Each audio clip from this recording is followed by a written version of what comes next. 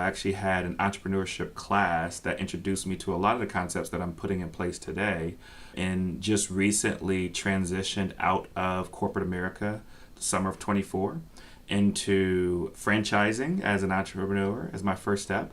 And I did something a little unique in that I actually purchased an existing business from a previous owner under the franchise instead of starting from scratch. And so today I am running a pool maintenance and repair business that has nothing to do with any of my career background. However, I'm leveraging quite a bit from that background to actually apply to drive growth of that business.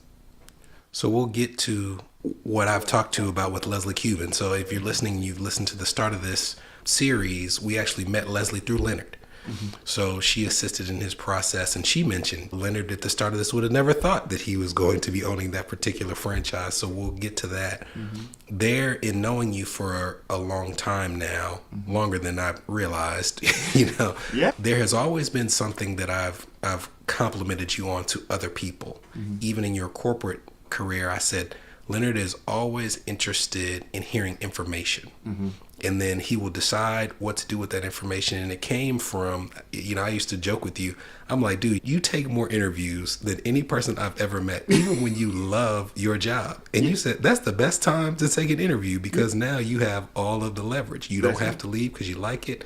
What do you think sparked that level of curiosity, and how did it serve you in the interest in transitioning to entrepreneurship?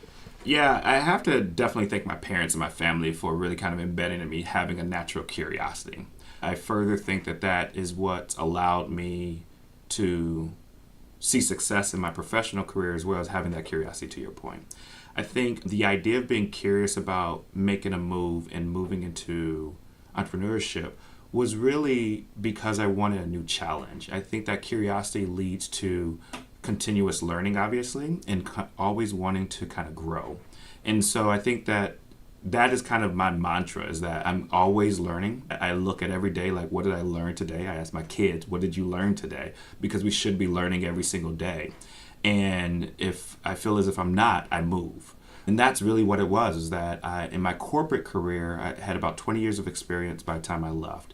And over those 20 years, I literally was having conversations with people around things that were happening. And I worked in, some pretty hefty roles as it relates to working directly for like presidents of the organization, of the business unit, CEOs, direct reports to other C-suite staff as a direct report.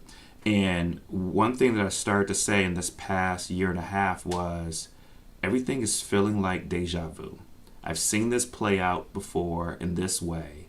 This is what's going to happen. And it did. And so it was a point in the past 2 years, and thinking about my family situation, where it's like, all right, I want to do something different. So let me investigate. And to do something different, that's where I really got serious about the entrepreneurship route.